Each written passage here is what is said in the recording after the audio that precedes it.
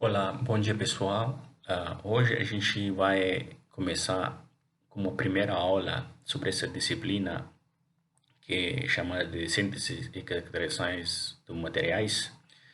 E nessa disciplina a gente vai estudar sobre os materiais híbridos e compósitos, como a gente prepara esses materiais e a gente vai discutir alguns aplicações desses materiais, para que servem e por que a gente prepara esse tipo de materiais. Aqui tem o meu e-mail, se vocês tiverem uma dúvida, podem entrar em contato. Bom, o conteúdo do curso, em geral, pode ser distribuído em duas partes. A primeira parte se trata da preparação dos materiais, e entre esse tipo de materiais é nanocompósitos e híbridos. A gente vai ver o que significa um nanocompósito e um híbrido. O nanohíbrido é um pouquinho sobre qual é a diferença entre eles e vários tipos dos materiais híbridos e compósitos. Então, isso a gente cobrir nas primeiras duas aulas.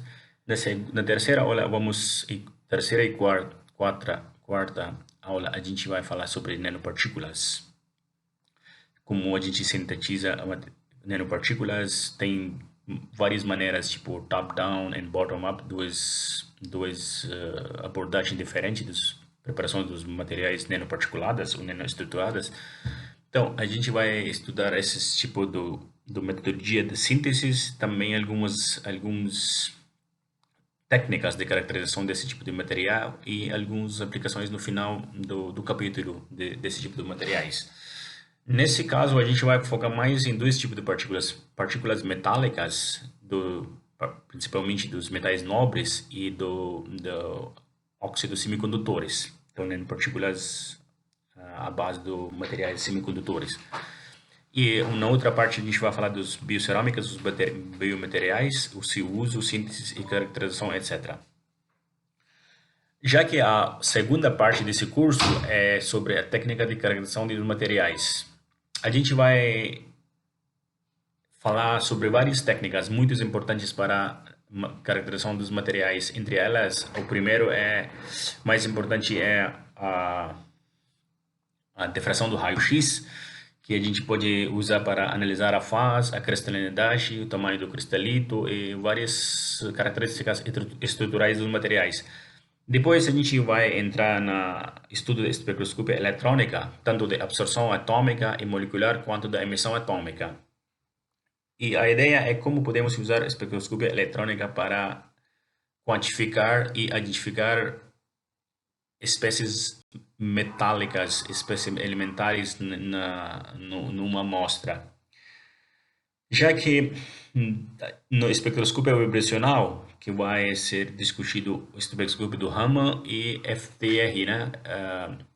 Do inglês é Fourier Transform Infrared Spectroscopy, o espectroscópio de infravermelho. Então, nesse capítulo, a gente vai estudar como o Raman pode ser usado para estudar a ligação localizada, que a gente chama de localized bonding, o ambiente químico localizado dos materiais.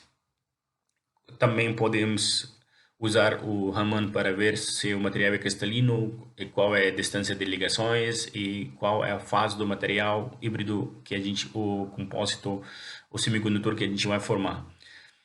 Depois a gente vai entrar na caracterização superficial do caracterização da superfície do material usando microscopia eletrônica da varredura. Então, nesse capítulo vamos falar primeiramente do conceito de microscopia, o que é resolução, o que é o aumento, né, como a gente magnifica um objeto para ter uma imagem dele que é de várias ordens de grandezas, que tem os detalhes que a gente não enxerga com olhos.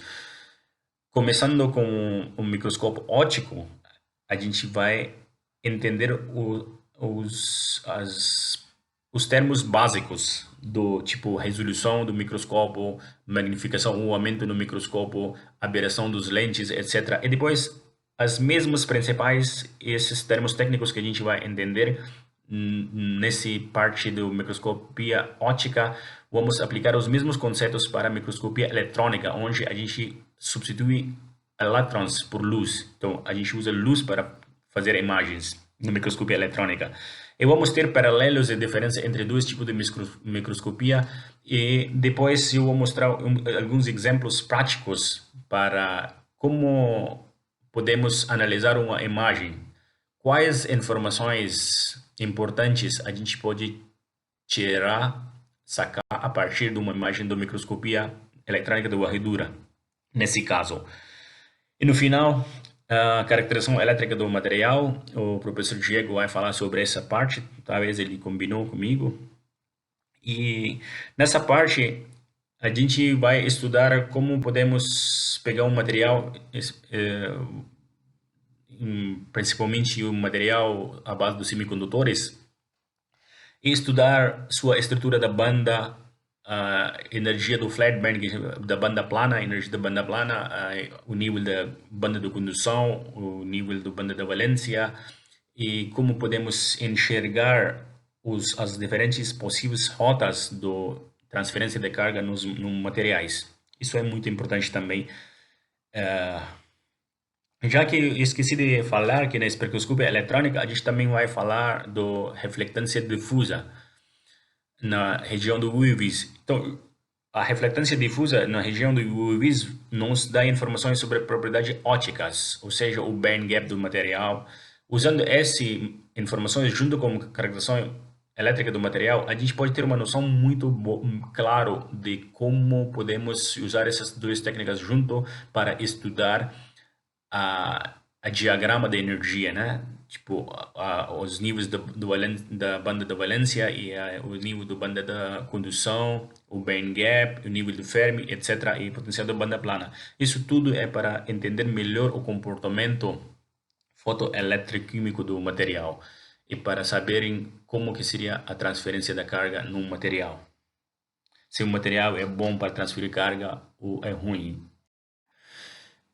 Bom, começando com a introdução dos materiais híbridos e compósitos, sabemos como esse avanço tecnológico tem uma demanda enorme para desenvolvimento de novos materiais que a gente chama de smart material ou os materiais inteligentes, que são materiais estruturais com propriedades muito únicas, muito legais. Por exemplo, eles têm funções do sensoriamento, de autorrecuperação, de gravação ou de memória, que a gente chama. E como a gente sabe agora que os materiais convencionais, como metais, cerâmicas e os plásticos, não conseguem dar conta desses desejos tecnológicos para as aplicações cada vez mais novas e mais avançadas. Por isso, os cientistas, os pesquisadores chegarem a adaptar uma abordagem dos materiais combinados ou materiais híbridos e compósitos, onde você não tem um tipo de material, mas na verdade você tem mais que um tipo de material misturado de vários jeitos. A gente vai estudar isso, que pode ter ligações químicas ou uma mistura física entre os componentes. Geralmente os dois componentes são orgânico e um é orgânico e o outro é inorgânico. Então podemos ter ligações ou não entre esses componentes dos materiais compostos híbridos.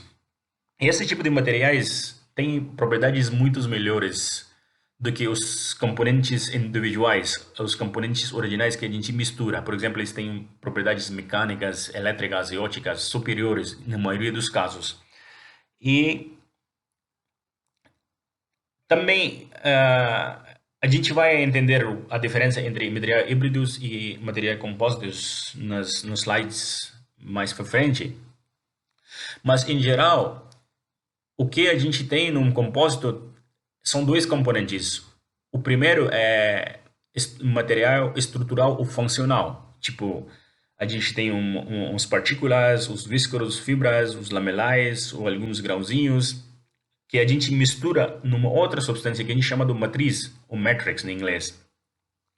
Então, por exemplo, a gente pode misturar as partículas, os nanopartículas, numa matriz do polímero, por exemplo. Então, desse jeito, a gente vai ter um polímero orgânico reforçado pelo material inorgânico e geralmente tem as propriedades mecânicas muito melhores. Então, resumindo essa parte, a gente pode misturar um material inorgânico e um material orgânico como unidades fundamental, né, da estrutura da parte orgânica. Então, a gente tem material inorgânico misturado com um material orgânico e muitas vezes um monômeros do material orgânico que vai polimerizar, enquanto a parte orgânica polimeriza, a gente adiciona os materiais inorgânicos. Dessa maneira, tem outros jeitos também, mas muitas vezes dessa maneira a gente pode ter materiais homogêneos com propriedades muito melhores, ou novas ou combinados. Quando eu falo do propriedades combinados, é que a gente tem os melhor dos dois mundos, a parte inorgânica e a parte orgânica. Os dois propriedades ficam junto num tipo de material. E a gente pode explorar, a gente pode controlar essas propriedades moleculares, essas propriedades na escala molecular ou numa escala do nano. Então, como por exemplo com um bottom-up technique, que você começa com moléculas e se forma estruturas maiores, cristais maiores ou polímeros maiores, a gente tem um controle muito fino sobre as propriedades do material na escala molecular. Bom, agora podemos definir o que significa um material híbrido. Um material híbrido é um material que tem dois tipos de materiais blindados misturados numa escala molecular. Moieties, nesse caso, significa dois materiais definidos, duas coisas definidas. Geralmente, uma dessas coisas é inorgânica, de natureza inorgânica, e a outra é de natureza orgânica. E para formar o material híbrido, como a gente falou no slide anterior, a gente tem o building blocks, o material que vai formar a estrutura do material, e, os modificantes que a gente fala, né? Então, o building blocks são aqueles que a gente coloca dentro de uma matriz. Então, misturando uma matriz com um building blocks, a gente tem um material híbrido. A função da parte inorgânica é dar estabilidade mecânica ou a estrutura geral para um material, já que a parte orgânica é muitas vezes usada para ligação entre os componentes inorgânicos. Então, a parte orgânica funciona como fonte, com uma conexão entre os componentes inorgânicos. Bom, a gente tem várias possibilidades de composição e estrutura dos materiais híbridos. Por exemplo, uma matriz pode ser cristalino ou amorfo, pode ser orgânico ou inorgânico, já que os building blocks podem ser moléculas, podem ser partículas, podem ser fibras, podem ser macromoléculas. Então, e a interação entre dois tipos pode ser fraco, tipo ligações do Van der Waal, ou as interações do tipo do Van der Waal, e pode ser forte essa interação, tipo ligação covalente, covalent bonds. Então, se você vê que a gente tem podemos combinar vários tipos de materiais e com vários tipos de interação entre esses materiais, e por isso tem muita variedade de materiais híbridos. É geralmente fácil fácil não, mas tem mais diversidade do tipo de material que podemos fazer. Bom, esse slide dá um exemplo macroscópico dos materiais híbridos. Por exemplo, a gente tem um cavalo, que a gente chama de horse, e tem um donkey, burro. Se você tem um cruzamento desses dois, a gente chega a ter mula. Então, essa mula tem propriedades do cavalo e tanto do burro. E o mula, a gente pode falar que é um material híbrido, né? comparando com material híbrido, esse exemplo microscópico da vida real. Agora, a questão é, será que a natureza fornece material híbrido? Sim. O nosso ossos é um melhor exemplo de um material híbrido, porque ela tem duas partes. Tem a parte do colágeno e tem os minerais inorgânicos, que os minerais inorgânicos estão em cerca de 60 a 70%.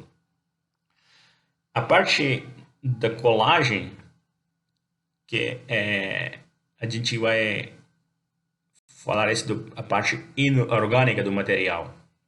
Por exemplo, o colágeno é feito de proteínas fibrosas que forma a cartilage, que não sei como falar em português, mas cartilage, aquele ligamentos brancos sobre ossos. Já que o material inorgânico é hidroxiapatita, a hidroxiapatita é um fosfato do cálcio, fosfato hidróxido do cálcio, né? A fórmula está escrito aqui no conto direto da hidroxiapatita. Tem silício, tem zinco, tem carbonatos. Então, a natureza mesmo forma material híbridos por suas propriedades que são muito melhores muitas vezes. Bom, um exemplo muito antigo do material híbrido orgânico-inorgânico é o corante que a gente chama Maya Blue. É uma mistura de um corante com argila, que chama do Maya Blue. E ainda vocês podem achar no México, na Bonampak e Cacaxtla, no México, vocês podem ver pinturas feitas com esse corante chamado Maya Blue.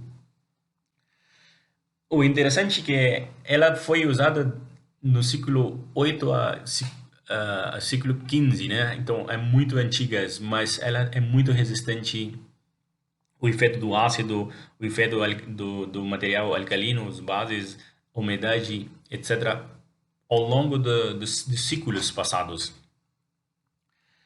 E hoje em dia tem muitos estudos. Eu coloquei um vídeo do YouTube aqui e tem uma referência no canto direito desse slide, que tem vários estudos para entender a resistência enorme e impressionante desse tipo do corante. Por que elas não sofrem degradação ao longo do tempo? Hoje a gente sabe que o Maya Blue é composto pelo uma argila, no inglês é clay, e uma corante que a gente chama do Indigo Blue.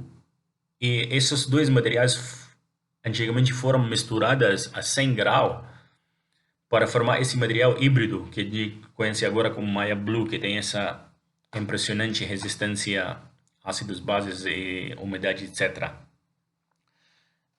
A fórmula dessa argila, que é um silicato, ferrosilicato do magnésio e alumínio, é dada aqui nesse box, já que a estrutura do Indigo Blue, da corante original, também é mostrada nesse outro bloco. Esse artigo é muito interessante. É bom dar uma olhada nessa nanotecnologia antiga da época pré-colombiana, que revela as mistérias desse pigmento chamado Maya Blue. E tem vários estudos teóricos e também a microscopia eletrônica do varredura, né? Essa imagem na canto direito em cima é uma imagem do Maya Blue, que mostra que essa argila tem coleção dos fibras cerca do centro, então a estrutura é nano.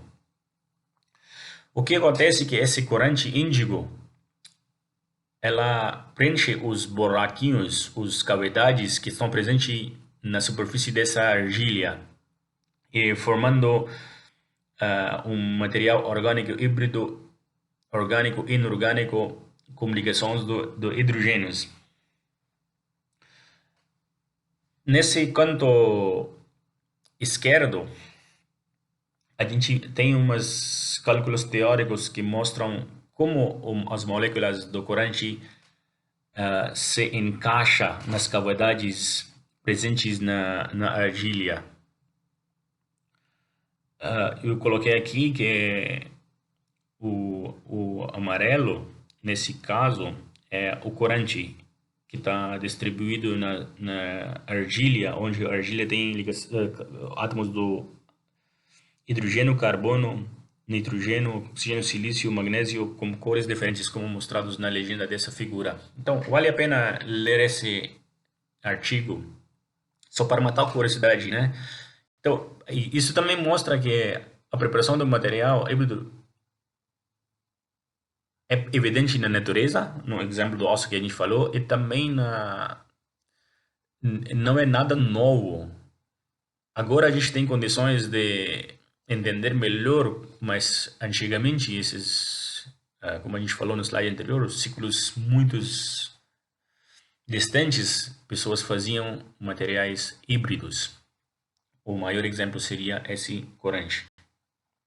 Agora, essa tabela mostra, a tabela 5 mostra que tem muitos nanocompósitos modernos, né, que hoje em dia é fornecido pelos vários fornecedores, que são muitas vezes são baseados do argila e é um polímero, né? E se vocês podem ver que são vários tipos disponíveis. Então, essa essa área de material híbrido está se envolvendo muito bem. Bom, quando a gente tem um material, dois tipos de materiais, material um e material 2, que podemos formar um material compósito, a gente pode fazer uma hibridização das propriedades e da estrutura desses materiais. E as propriedades do material híbrido muitas vezes refletem as propriedades dos seus componentes, material componentes, né? Que combinam para formar esse material híbrido. Por exemplo, nesse gráfico do lado esquerdo, você pode ver que M1, que é material 1, e M2 podem ser misturados de vários jeitos e podem gerar propriedades diferentes. Num lado a gente tem propriedade de P1 e outro lado tem propriedade de P2, e a gente pode combinar os dois ou podemos criar novas propriedades.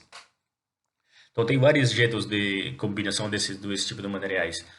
Agora, essa imagem do lado direita mostra quando você coloca uma cerâmica inorgânica junto com um polímero orgânico flexível. Aí, vocês sabem que as materiais cerâmicas são muito estáveis, são bastante estáveis à temperatura, mas elas são quebradiças, que a gente chama, né? Eles quebram fácil, brittles, é como coisa que quebra mais fácil, que não tem elasticidade e flexibilidade. Aí eles ficam no canto esquerdo dessa figura, os materiais cerâmicos, já que os polímeros não têm estabilidade térmica. Eles geralmente são menos estáveis e ficam instáveis acima de uma temperatura de 180 graus. Mas ele tem uma resistência, uma flexibilidade enorme. Você vê que o material cerâmico e polímero têm propriedades distintas deles. Quando eu combino os dois, eu entro com material híbrido que estão no meio. Essa que chama ceramers, cera e cerâmico, e mers é do polímero. Então, a ceramers é um material híbrido feito de uma cerâmica, de um polímero. Eles têm uma propriedades intermediárias, muitas vezes melhores que cada componente separado, melhor que cerâmicas, melhor que polímeros sozinhos. Por exemplo, eles podem ter a flexibilidade do polímero e a estabilidade, a temperatura do inorgânico. Muitas vezes essa parte inorgânica é algum nanomaterial funcional. Ela absorve, ela tem propriedades ópticas boas, que ela absorve numa região distinta do espectro eletromagnético, ou elas podem ter propriedades magnéticas, elas podem ter propriedades fotossensíveis, eles podem ser condutoras desses materiais inorgânicos. Desse jeito, a gente pode obter novos materiais híbridos com propriedades muito melhores. Bom, a gente viu que combinando os polímeros orgânicos com materiais inorgânicos, podemos ter um melhoramento das propriedades dos materiais resultantes. Essa tabela compara as propriedades gerais dos materiais inorgânicos e materiais orgânicos. Dando uma olhada nessa comparação das propriedades, dá para saber que os materiais orgânicos têm uma maior flexibilidade em comparação com materiais inorgânicos. Também os materiais orgânicos têm uma densidade baixa, uma baixa densidade, propriedades ópticas que são muito adequadas para várias aplicações. Eles têm uma permeabilidade maior e têm um caráter hidrofóbicos. E alguns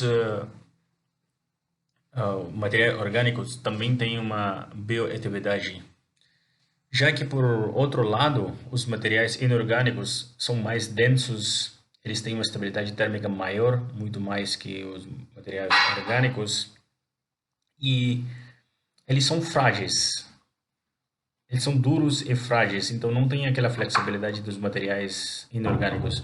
Mas é importante que esses materiais inorgânicos exibem uma química redox, então dá para fazer várias reações de redução e oxidação.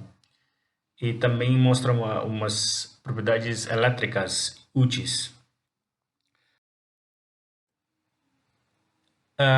Considerando essa diferença entre as propriedades dos materiais orgânicos e inorgânicos, como está mostrado nessas duas colunas, em azul, as propriedades dos materiais orgânicos e no vermelho, as propriedades dos materiais inorgânicos. Que tal combinar o melhor desses dois mundos? Se pode combinar a flexibilidade, a baixa densidade, os bons propriedades ópticas e bioreatividade dos materiais polímeros, as moléculas orgânicas, com a dureza e a estabilidade térmica e a índice de refração maior e a química redox, essas propriedades dos materiais inorgânicos. Então, combinando esses dois, a gente tem possibilidades enormes de formar vários tipos de materiais com propriedades muito superiores. Por instante, esses autores da Universidade de Tóquio prepararam uma folha de papel à base do celulose, nanocelulose, que tem uma boa condutividade e pode ser usada para aplicações eletrônicas, por exemplo. O que eles fizeram? Eles pegaram um nanocelulose, um papel do nanocelulose, que tem uma resistência maior, né, porque celulose não é condutor, e eles colocaram os grupamentos do carboxílico sódio, né, CONH, na superfície do celulose, e depois doparam esse papel com nanotubos de carbonos. Como a figura 3A mostra, com o aumento da fração por volume dos nanotubos de carbono, há um aumento na condutividade do papel, do material. E eles fizeram um fitting teórico também usando o modelo de percolação, que é essa linha tracejada, já que os círculos sólidos mostram o resultado experimental. Tem uma certa diferença quando o volume, a fração do volume do nanotubos de carbono fica maior que 0,04 o valor. Aí essa diferença pode ser associada com a condução iônica, um fenômeno de condução iônica que é causada pela presença de grupos como a gente fala de sódio, carboxilato de sódio iônico na superfície de celulose oxidada.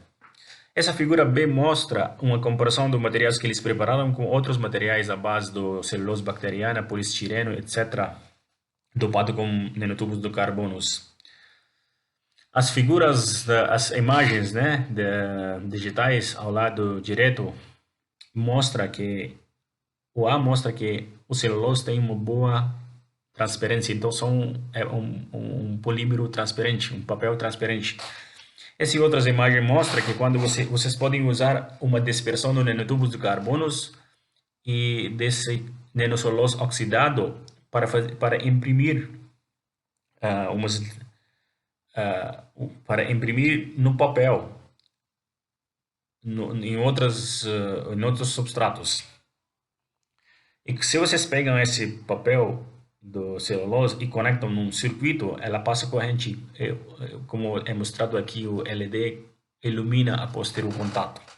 Ou seja, então, misturando nanotubos de carbono com um biopolímero, um nanocelulose, eles conseguiram fazer um filme que é transparente e condutor e dá para imprimir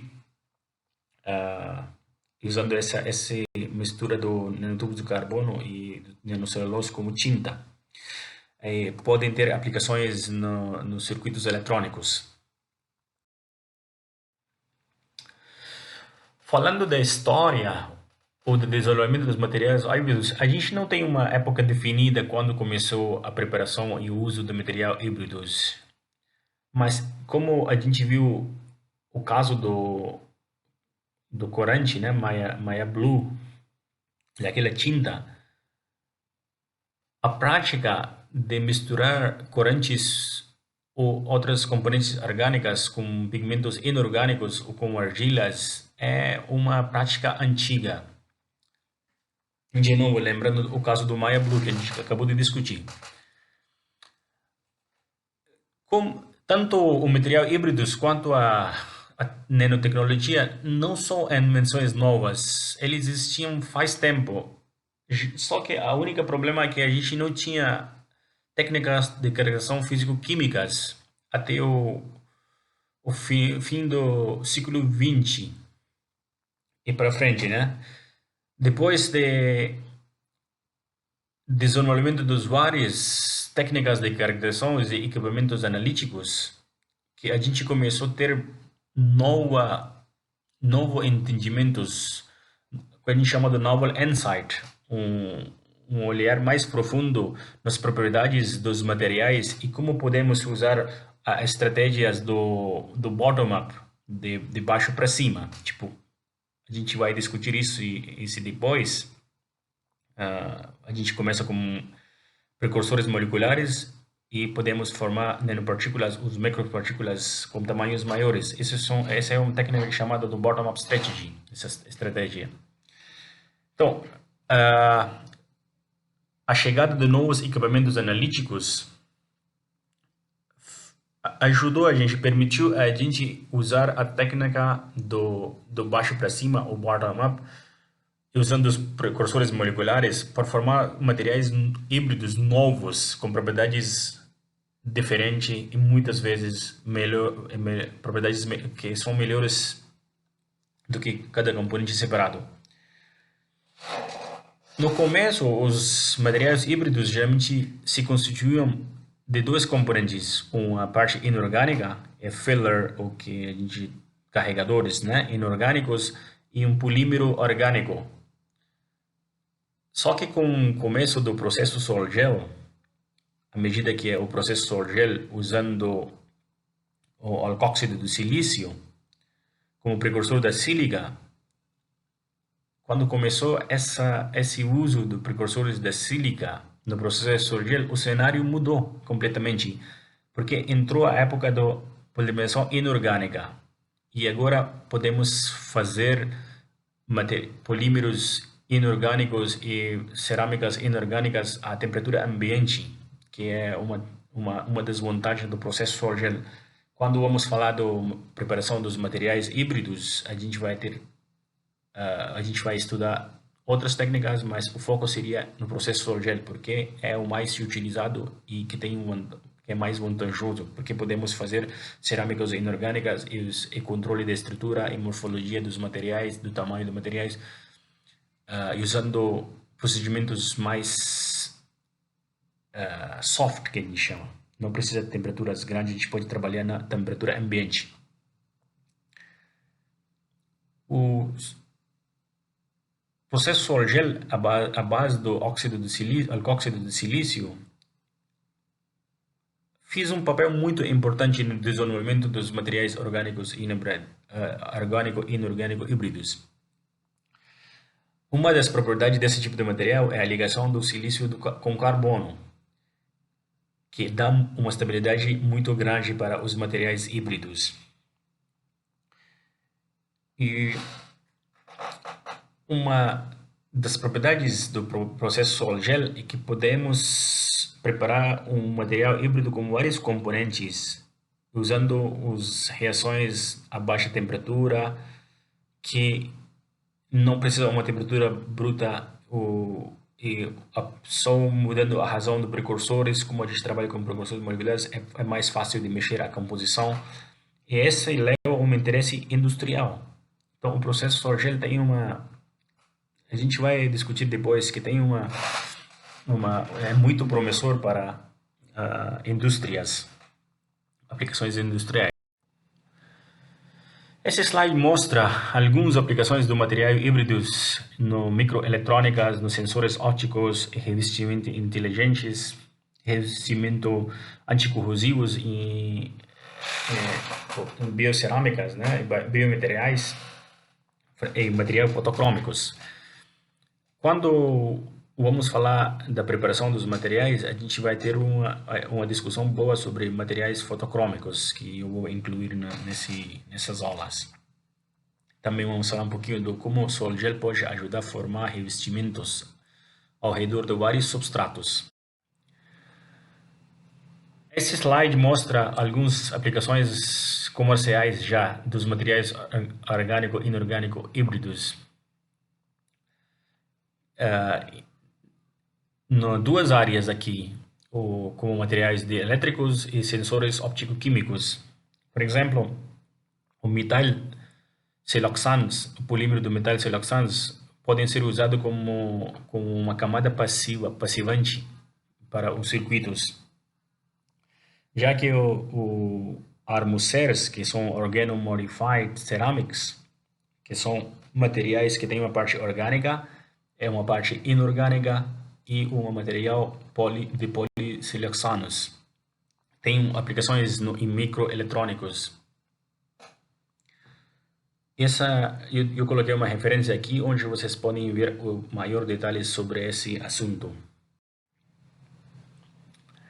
Aqui tem a representação do como podemos preparar material híbridos e quais são as possíveis aplicações desses materiais híbridos na remediação meioambiental, no setor da energia, no empacotamento e saúde, no transporte, né, automotivos e microeletrônicas e ópticas.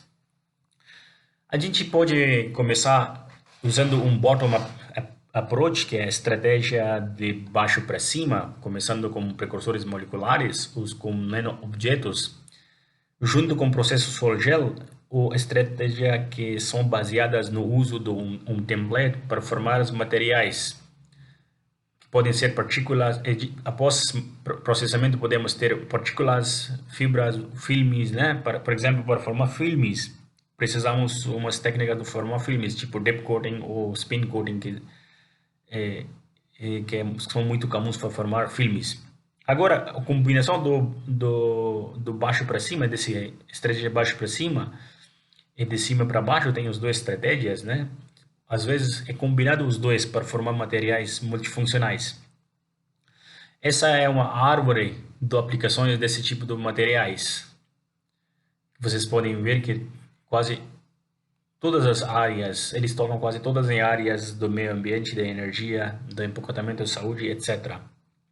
Esse link que eu coloquei aqui tem detalhes de cada parte deles. Para quem tem interesse de detalhes de aplicações e de preparação dos materiais, podem consultar esse link. Agora, como a gente pode usar a estratégia do baixo para cima, do bottom-up, para formar esse tipo de materiais usando precursores moleculares ou nanoobjetos? Esse slide, esse slide mostra os detalhes. Por exemplo, a gente pode usar, começar com, como está mostrado no lado esquerdo, né? Começando de cima, usando uma estratégia começando com precursores moleculares, por exemplo, nesse caso, o alcóxidos de metais, o alcóxido de silícios, que são os precursores para formar o material usando a gente pode usar uma rota sol-gel convencional e a gente acaba ter um sol. Um sol é quando você tem muito nano objetos, o sol, né? Na solução que tem pequenas partículas suspensas que são menores que 100 nanômetros. Esse sol podemos usar para formar filmes, revestimento funcionais sobre o vidro, por exemplo. Essa área é muito importante para desenvolver das superfícies autolimpantes para células solares, etc. Já que o outro lado mostra que podemos usar a estratégia começando com objetos com dimensões nano, que a gente chama de nanoobjetos. Por exemplo, a gente pode pegar as partículas do POS, né? Nanopartícula de POS. POS é Polyhedral Oligomeric Silicic Oxanus, de inglês, né? É Polyhedral Oligomeric Silicic Oxans. E combinando com os conectores orgânicos, a gente pode ter um material híbrido que tem propriedades diferentes que os materiais que a gente começa, precursores. De novo, o mesmo link está aqui para quem tem interesse em maiores detalhes. Interessante que podemos usar tanto as duas estratégias, começando com precursores moleculares e com o nanoobjetos, e usar um template. E esse uso de template junto com esses processos do sol-gel, por exemplo, podemos formar umas estruturas com uma certa porosidade ou com uma estrutura definida, que esse processo a gente chama de self-assembly, né? Então, a gente pode usar um template para formar estruturas com objetos, nanoobjetos ou nanomateriais com uma estrutura definida, com porosidade definida, enfim. Bom, como a gente falou que esses materiais híbridos já estão no mercado e tem vários fornecedores que fornecem para o mercado os materiais híbridos para diversas aplicações. Aqui no primeiro coluna tem o nome dos produtos e, por exemplo, tem os sensores do oxigênio para carbono orgânico volatile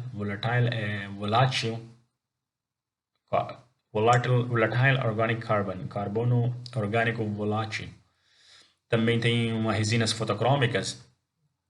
E os próximos dois colunas mostram a parte orgânica e inorgânica que eles misturam para formar esse tipo de material e o processamento, como formam, por exemplo, se usam spin coating, qual o casting para formar filmes, o revestimento desses materiais sobre vários suportes. E as aplicações desses materiais também mostram o estado comercial, se já estão no mercado ou estão na fase de teste de protótipos. No final tem uma referência para cada um. Eu vou sugerir para você, com ênfase, de estudar essa special issue do Royal Society of Chemistry.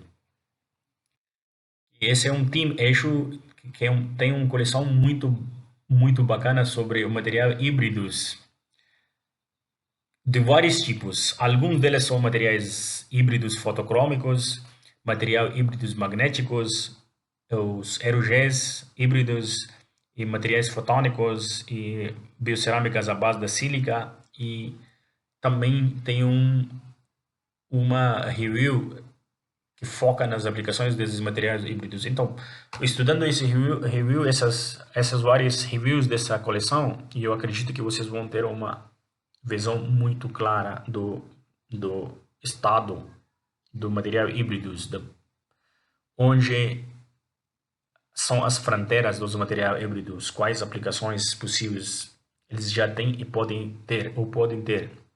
Então, eu sugiro vocês ler. Aqui tem um link para essa coleção dos reviews, né, dos artigos, está dado embaixo desse slide. Então, podem consultar. Bom, a gente falou que temos dois tipos de materiais, ou dois ou mais tipos de materiais misturados para poder formar os materiais híbridos. E essa a interação entre duas fases podem ser pelas forças que são fortes, tipo uma interação forte, tipo, por exemplo, uma ligação covalente entre duas fases, os dois componentes do material híbrido. Ou, desculpa, estava bebendo água. Ou podem ser umas forças de interações muito fracas. Por exemplo, as forças do Van der Waals. Vocês sabem o que é força do Van der Waals? São dois tipos. Quando a molécula é polar, as forças do Van der Waals, que a gente chama do London Dispersion Forces, as forças de dispersão do London, são ativas nas moléculas apolar. Moléculas apolar não têm uma polaridade permanente, mas quando eles estão juntos, podem induzir uma polaridade um e outro. Aí tem uma separação da carga na estrutura da molécula e essas moléculas podem interagir um com o outro. Como está mostrado aqui na parte E dessa figura. Já que quando as moléculas são polares e tem um dipolo permanente, tem outro tipo de força do Van der Waals que chama do dipole-dipole interaction, interação dipolo-dipolo. Esse é outro tipo de força do Van der Waals, mas ambos, a interação do dipolo-dipolo é um pouco mais forte do que a força de dispersão do Van der Waals.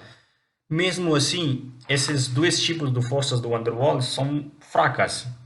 Então, dependendo do material, podemos ter uma interação fraca ou mais forte entre os dois componentes. Por exemplo, aqui A mostra uma ligação covalente formada entre dois silícios através do oxigênio, já que esses precursores organosilicatos têm uma ligação silício-carbono, né? Como a gente falou no começo. B mostra a formação de ligação hidrogênio entre um nitrogênio que tem uma eletronegatividade maior com o H na superfície do material à base da sílica. Também temos umas interações que a gente chama do coordinate bonding, né? Coordinativo, ou uma interação iônica. Essa tabela mostra que as forças do Van der Waals são de curta distância, ou seja, as moléculas têm que ser muito perto para essas forças serem efetivas. Eles não são não destrutivos e não direcionais, esse tipo de força. Já que a interação por ligação covalente é o mais forte de tudo e também atua para uma distância curta. Os átomos têm que ser têm que ser perto um do outro. Bom, agora sabemos que tem dois tipos de interações. Formação de uma ligação ou uma interação mais fraca do que uma ligação covalente. Baseado nessas interações que são entre a parte orgânica e a parte inorgânica, a gente pode classificar os materiais híbridos em duas classes distintas. Na classe 1, na primeira classe do material híbridos, a interação entre a fase orgânica e a fase inorgânica é fraca. É através das forças do Van der Waals, ou ligação do hidrogênio, ou algumas interações eletrostáticas fracas. Não tem uma formação de uma ligação covalente nesses casos.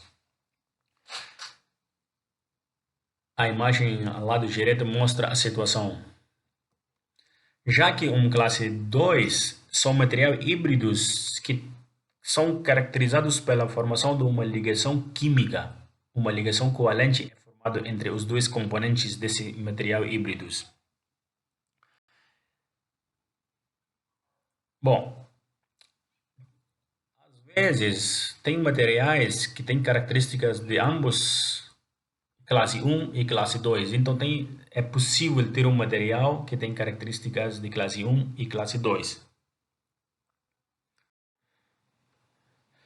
Desse jeito podemos colocar os materiais híbridos de seguinte maneira, né? Aqui é a mesma classificação com as figuras alternativas. Por exemplo, no classe 1, como a gente falou, que não tem umas ligações covalentes, e tem força do Van der Waals, ligação de hidrogênio, etc., entre a parte orgânica e inorgânica. Aqui é um exemplo, por exemplo, quando você tem partículas sólidas inorgânicas e você quer solubilizar ela num polímero, você quer colocar ela num polímero para formar um material híbridos. É fácil, por exemplo, você pode pegar as nanopartículas, colocar no polímero, no polímero solúvel, em algum solvente, e depois só deixar evaporar o solvente. E a gente acaba tendo um material de polímero com nanopartículas ou partículas do material sólido inorgânico dentro desse matriz do polímero. Essa classe 2, como falamos, tem uma ligação covalente, uma ligação própria.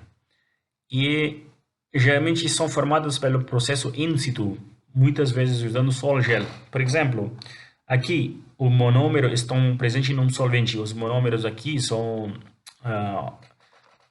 alcóxido do silício. Então tem uma ligação SI ou um grupo metila, por exemplo, nesse caso.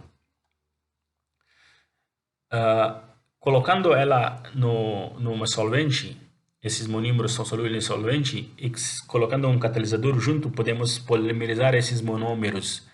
Após polimerização, tem um processo de hidrólise policondensação, que forma um gel. Esse gel podemos obter como hidrogel, o solvogel, que tem solvente ainda no meio desses poros do gel, ou podemos obter um gel seco, que também se chama de xerogel, se você usa a temperatura normal, né? A temperatura ambiente para secagem. A gente tem outra classe que também chama de aerogéis, quando você pega esse hidrogel formado e você usa secagem supercrítica para formar, ou você usa um liofilizador para tirar o solvente sem destruir a estrutura do gel. Aí a gente pode obter material que a gente chama de aerogéis. Dando um zoom nessas partículas desse material do gel formado, vocês podem ver que tem uma ligação entre silício e oxigênio.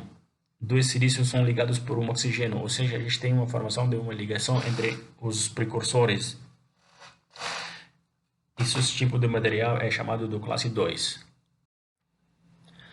Esse é um exemplo ilustrativo do material orgânico e inorgânico híbrido. A primeira a gente tem um nylon, né, que é um polímero sintético à base de polimida. E tem a argila silicato, tipo silicatos, que a gente chama do silicate clay. Então essa argila de silicato pode ser dispersa de duas maneiras, formando um nanocompósito e o material híbrido. E quando você forma um material híbrido orgânico e inorgânico desse tipo, muitas vezes as propriedades mecânicas melhoram e a permeabilidade ao gases, a permeabilidade ao gases também diminui. Vários arranjos são possíveis, várias morfologias são possíveis formando um material orgânico e inorgânico. Por exemplo, no primeiro caso, um polímero é revestido num silicato, né? É a base da sílica, a parte inorgânica. Já que em outro é um polímero junto com uma argila, onde as camadas de silicatos estão suspensas dentro do polímero do nylon, à base de polímero, né? O polímero sintético à base da polimida, como a gente falou no slide anterior. E no terceiro arranjo são nanopartículas das sílicas, as partículas das sílicas dentro do matriz do polímero. Então, a gente tem várias possibilidades de formar um material híbrido, né? Agora, falamos de duas coisas, compósitos e híbridos. E fica difícil de saber o que significa híbrido e que compósito. Será que é a mesma coisa? As coisas duas são diferentes. Porque quando vocês vão ler a literatura dos materiais híbridos, materiais mistos, tem muita pouca diferença. Pessoas usam os dois termos no mesmo sentido. Alguém vai falar nanocompósito, outro vai falar nanohíbridos, mas tem uma pequena diferença. Difícil de ver, mas tem uma pequena diferença. Por exemplo, vou tentar deixar claro isso para vocês. Quando você tem uma mistura de dois ou mais materiais com uma dispersão no nível do micron ou submicron, né? No caso do nanocompósitos, a gente tem o material compósito. Só que nesse tipo de material não tem uma interação entre orbitais dos dois tipos dos materiais. Eles são mais perto do tipo híbridos do material do tipo 1, híbrido tipo 1, classe 1. E a preparação do compósito é feita pelos processos de mistura físicas. Então, muitas vezes não são in situ a preparação delas. Já que os híbridos são dois tipos dos materiais, onde a gente tem uma mistura no nível molecular ou atômico, ou seja, a gente tem formação de novas ligações e tem uma interação entre os orbitais de dois tipos dos materiais. Mesmo assim, não tem uma borda definida entre os dois tipos de materiais. O nanocomposto é usado quando uma das unidades estruturais tem uma dimensão, seja orgânica ou inorgânica, tem uma dimensão em ordem de 1 a 100 nanômetros.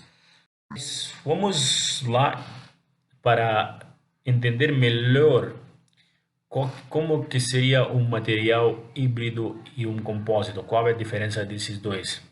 Em geral, como falamos no slide anterior, os materiais híbridos são mistura de dois ou mais materiais cuja, após a misturar, a gente tem novas propriedades criadas por causa de uma interação entre orbitais de dois tipos de materiais misturados.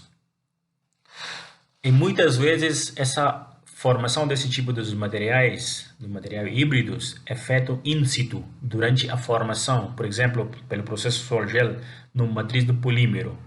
Como a gente falou, por exemplo, a gente começa com o alcóxido do silício, e enquanto eles polimerizam, for formar um polímero inorgânico de silicatos, a gente pode colocar outras moléculas orgânicas ou inorgânicas durante esse processo para formar um material híbrido.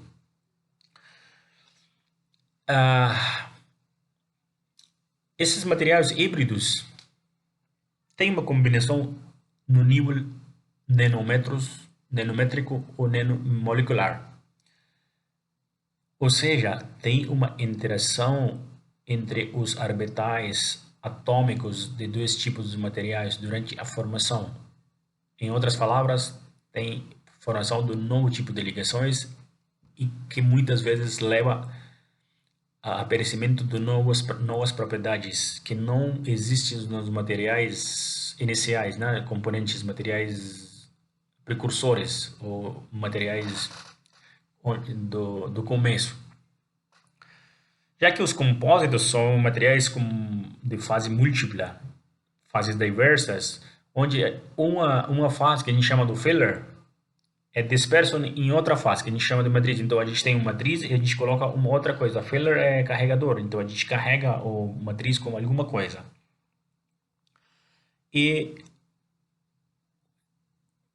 quanto ao material híbrido é feito in situ, muitas vezes os compósitos são feitos por um processo de mistura simples. Por exemplo, ball milling, né? Ball milling, vocês sabem que tem as bolas grandes dentro de uma cavidade e você coloca um pó do material, o dois material, e você usa a bola para macerar, para fazer um material misto daqueles dois componentes que você está misturando.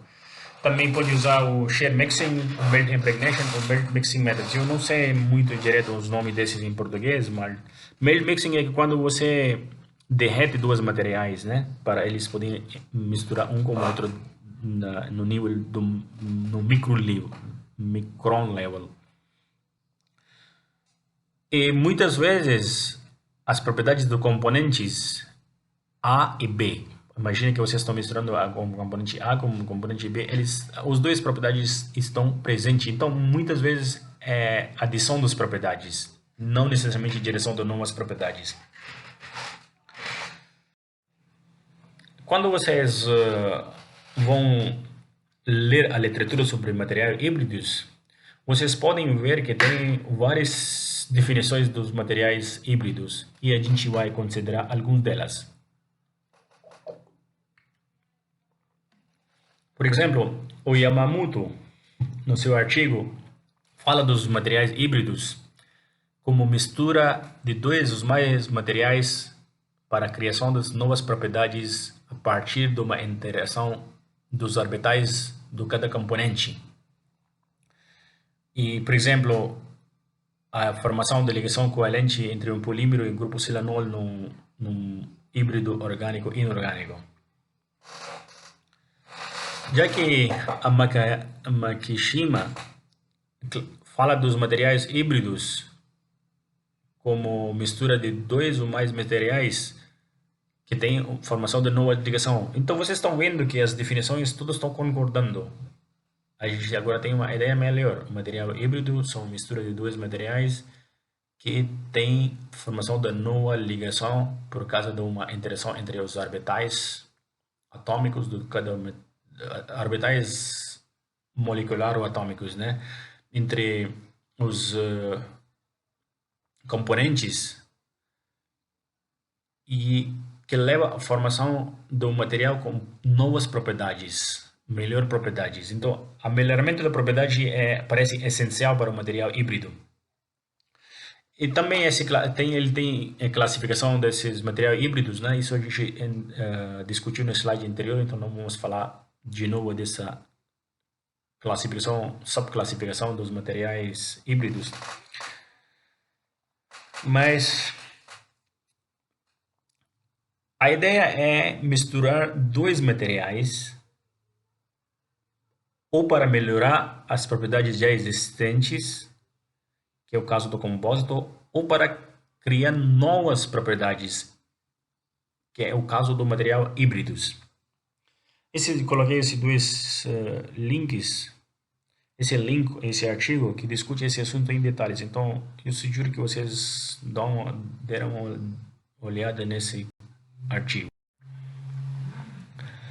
Aqui mostra a escala das dimensões de diferentes tipos de materiais. Então, a classificação baseada na escala. Por exemplo, a gente pode ter um híbrido e um nanohíbridos, né? Os nanohíbridos geralmente têm um tamanho menor que 100 nanômetros. Aqui está escrito híbridos, mas vamos falar que é nanohíbrido. Do mesmo jeito, a gente tem microcompósitos quando o tamanho é na faixa do micrômetros. E o nanocompósito quando é menor que 100 nanômetros, as dimensões dos materiais misturados. Do mesmo jeito, a gente tem nanomaterial, a gente tem materiais microscópicos ou mesoscópicos, dependendo da escala, dimensões. Bom, a gente discutiu a classificação mais básica e mais direta, baseado nas interações entre os dois componentes. Em classe 1, a gente falou que tem as interações fracas do Van der Waals, de ligação de hidrogênio. E na material do tipo do classe 2, tem a formação de uma ligação covalente. Já que tem um outro tipo de classificação dos materiais híbridos, que é sugerido pelos esses autores deste artigo, né? Que é um autor, na verdade, desse artigo, que eu coloquei embaixo, vocês podem procurar esse artigo no Google ou no Science Direct e dar uma olhada. Ou eu posso mandar, quem quiser, eu posso mandar. Nesse classificação, os materiais podem ser classificados à base da hibridação estrutural, ou à base da hibridação na ligação química, ou à base na hibridação do função que eles fazem, que a gente chama de Functionally Hybridized Materials. Então, os materiais hibridizados na estrutura deles são baseados na regra da mistura. E vocês lembram que os materiais que a gente simplesmente faz uma mistura física, sem ter uma ligação química formada entre componentes, a gente chama de compósitos, né? Lembra do ball milling e desses processos do melting que a gente pode usar para formar um compósitos.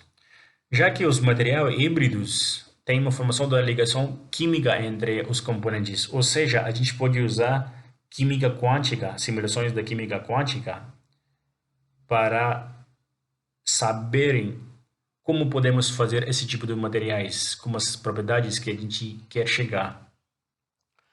Os terceiro tipo de materiais, que a gente chama de Functionally Hybridized Material, podem ser criados no conceito de que se a gente mistura dois materiais, as propriedades têm que ser melhores, ou seja, eles têm que ter uma função melhor, ou uma função melhor, ou uma função nova tem que ser gerada nesse tipo de materiais. Então, uma outra abordagem do olhar nos materiais híbridos. Agora, falando do materiais híbrido na função, ou seja, quando você mistura dois materiais para criar novas funções de maneira artificial, usando uma maneira de misturar, uma maneira sofisticada de misturar os materiais, a gente forma os novos materiais. E vocês não precisam necessariamente ter uma ligação química. Por exemplo, você pode pegar uma cerâmica que é condutora iônica e misturar com um outro material que é condutor eletrônico. Aí a gente vai ter um novo material que a gente chama de FHM, Functionally Hybridized Material. E podem usar esse material, por exemplo, para permeabilidades do gás seletiva.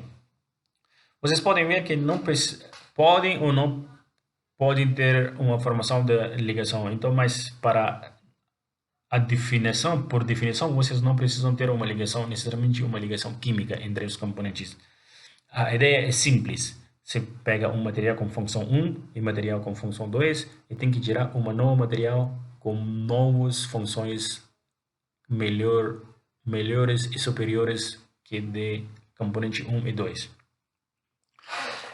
Quando a gente fala de função do material inteligente são várias.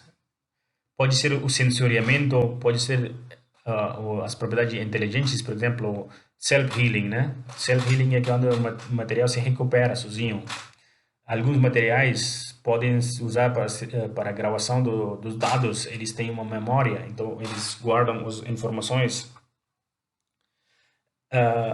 Pode ser também a função da reação química, por exemplo, no caso do catálise, você pode formar um material misturando dois materiais, por exemplo, grafeno com nanopartícula do ouro, e misturando os dois, vocês podem fazer um híbrido, um híbrido funcionalizado, híbrido em função, um material híbrido em função que tem uma propriedade das catálises melhores que quando o ouro está sozinho.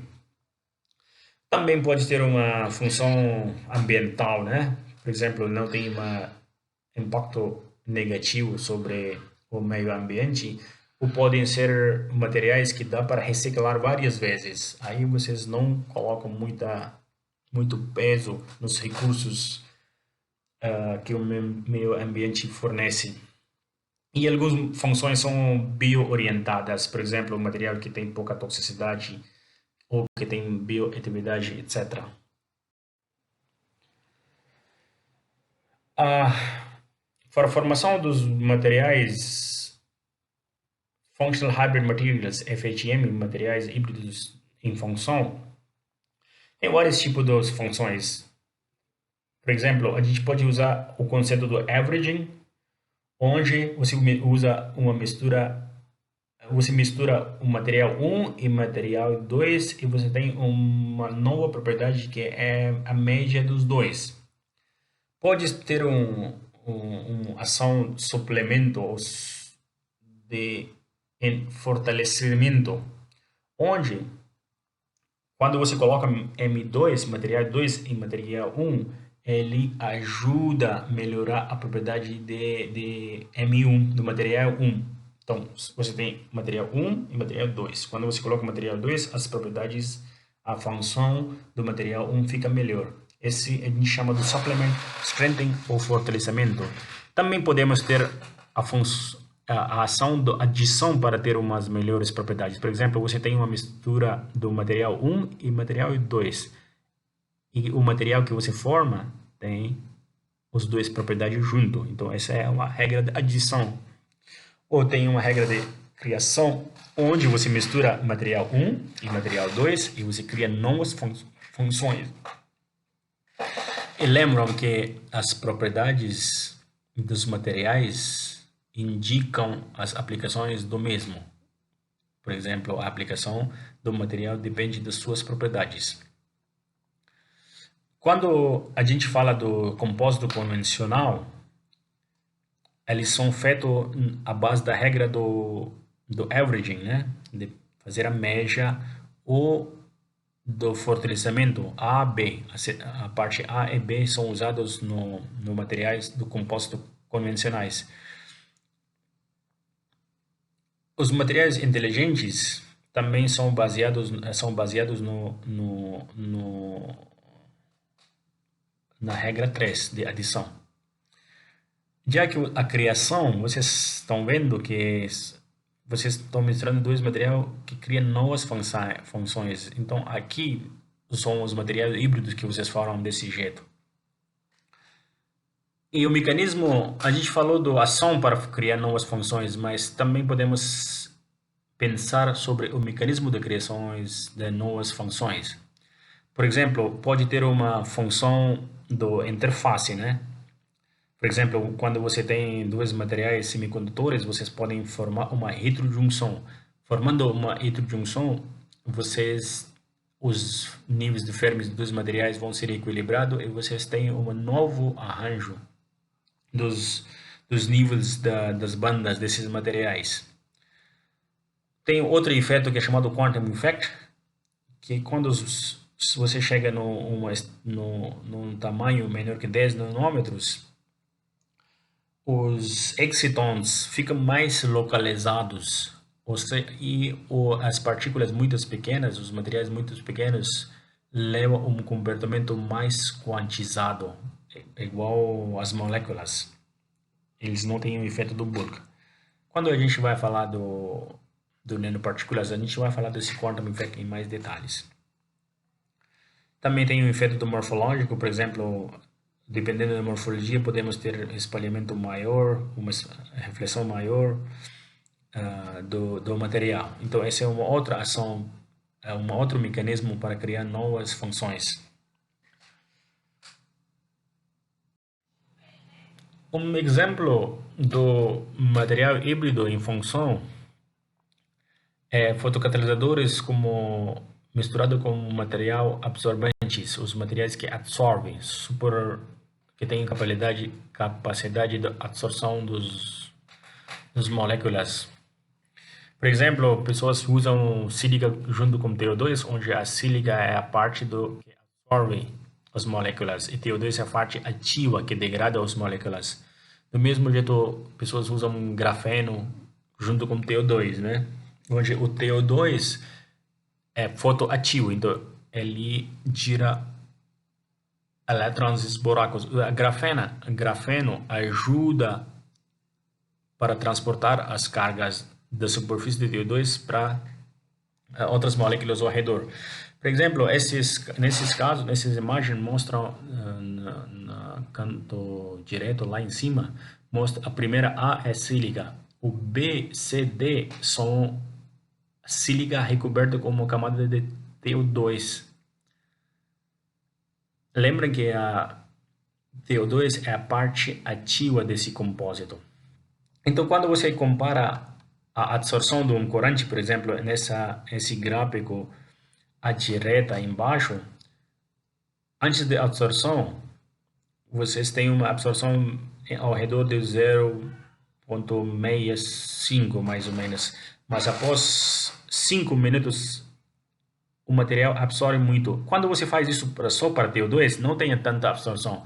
Então a presença da sílica está ajudando a absorver os corantes. Então a sílica está adicionando uma função, vocês estão entendendo? E quando a gente compara a fotoatividade desses materiais, tem uma aqui é TO2 puro e todas amostram como CES é core shell, tipo uma sílica recoberta com TO2. As imagens estão ali, né, em cima da imagem do microscópio eletrônico de varredura e da transmissão. Quando a gente compara a fotocatálise do TO2 puro com esses materiais sílica TO2, todas as amostras da sílica TO2 têm uma melhor fotocatálise. Por quê? Porque a sílica ajuda a trazer o corante que a gente está degradando mais perto do TO2. E TO2, sendo ativo, degrada de forma melhor. Tem outras razões também. Por exemplo, o TO2 aqui é muito pequeno, ele não é aglomerado. Então, vocês estão entendendo o que significa um material híbrido em função. Vocês estão misturando sílica e TO2, cada um com suas propriedades, e a gente acaba tendo um material que tem uma propriedades melhores. Então, isso é hibridação em função. Bom, como podemos caracterizar os materiais? A gente tem que lembrar que quando o tamanho das partículas ou do tamanho do material chega ao nível nanômetros, menor que 100 nanômetros, eles têm um comportamento, as propriedades deles é diferente que o material bulk, né? O material bulk é que tem tamanhos maiores, vamos dizer 2 micron, 10 micron. E toda vez que vocês preparam um material híbrido ou um nanomaterial, a gente precisa caracterizar as propriedades físicas, estruturais e propriedades ópticas para poder falar, olha, o material é nano. Porque nanomaterial não é só o tamanho. Nano é uma coisa, nanopartícula é uma partícula que tem propriedades não só tamanho diferente, tamanho é menor que 100 nanômetros, mas que também mostra umas atividade, as propriedades diferentes que o material bulk. Então, tem umas duas condições para classificar um material como nanomaterial. Primeira coisa, tamanho reduzido. Segunda coisa, propriedades diferentes que o bulk. E como a gente pode fazer isso? A gente usa várias técnicas de caracterizações na diferentes níveis dos materiais. Por exemplo, algumas técnicas de caracterização são feitas para olhar na superfície do material. Então, são estudos da superfície do material. Outros entram por dentro, análise do bulk. Tem outros que são usados, por exemplo, microscópio eletrônica da transmissão de varredura e espalhamento de luz dinâmico para estudar, por exemplo, o tamanho de partículas. O MEV pode ser usado para estudar a forma, a morfologia de uma nanoestrutura. Então, a gente precisa estudar várias técnicas. A gente precisa usar várias técnicas para poder caracterizar um material híbrido, um material nano. Isso é a segunda parte, como eu falei, de nossos cursos. Mas, em geral, as técnicas de caracterizações dos materiais podem ser classificadas em caracterização químicas e técnicas de caracterização física. Aqui eu separei os dois mais ou menos. A caracterização estrutural são técnicas de caracterizações que fornecem informações sobre tamanho, a forma, cristalidade, etc. do material.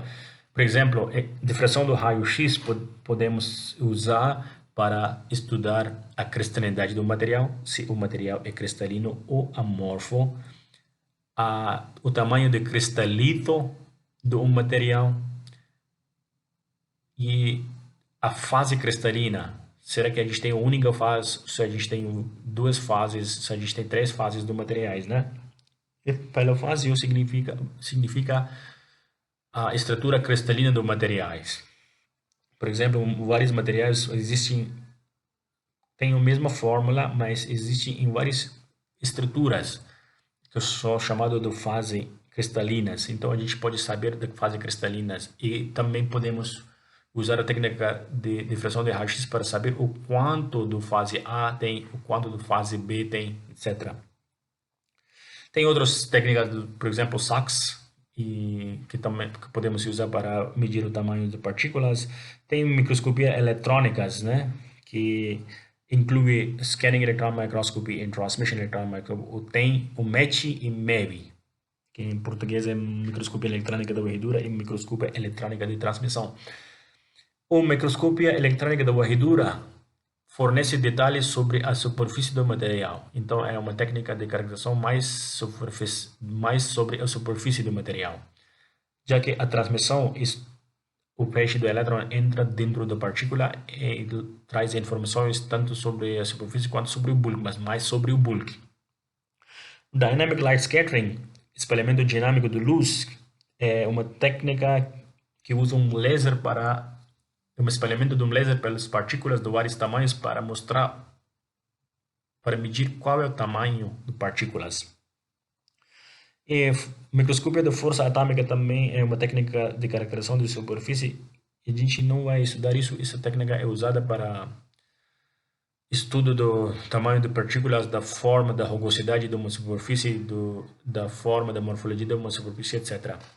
Já que a caracterização químicas podem ser, a gente vai estudar a técnica de espectroscopia de absorção e emissão.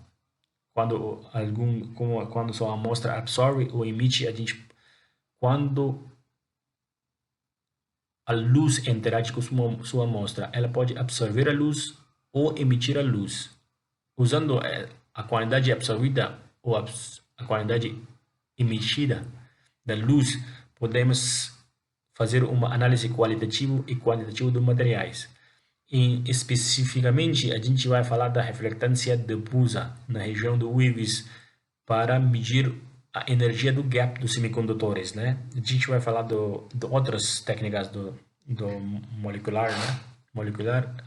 Absorção molecular e emissão molecular, mas o foco seria na reflectância difusa, porque é muito útil para materiais híbridos que são geralmente na forma do pó, né? Também vamos falar do espectroscopia vibracional, do FTR e Raman. O FTR fornece informações sobre grupos funcionais presentes num composto. O Raman a gente vai usar para estudar o ambiente local das ligações. Local bond structure, que a gente chama, a estrutura local das ligações, e também para análise da fase, etc. Quando vamos falar do SM, do MEV, né, a gente também vai falar um pouquinho do espectroscopia de energia de raio-x, espectroscopia de energia dispersiva do raio-x. No inglês é Energy Dispersive X-ray Spectroscopy. Isso é um acessório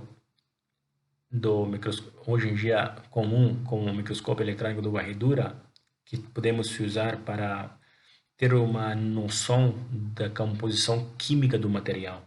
Ou seja, análise elementar podemos fazer, a gente também pode fazer um mapeamento dos elementos em diferente região da amostra. Todas essas técnicas que estão em negrito vão fazer parte desse curso. A gente também não está aqui, mas a gente vai usar as técnicas de caracterização elétrica também. Bom, para a preparação dos materiais híbridos, isso vai ser a primeira aula. Eu acho que tá bom por aqui. Na próxima aula, a gente vai falar da preparação dos materiais híbridos, com foco no bottom-up technique. Então, sugiro que vocês leiam um pouquinho sobre bottom-up e top-down approach dos materiais híbridos sobre Sol Gel antes dessa aula. Se cuidem bem, fiquem em casa, não precisa sair, porque essa semana é muito crítica. Fique em casa, seja gentil com a sua família, saindo fora, vocês vão fazer mal para a sua família, então fiquem em casa, se cuidem e be safe. Até mais.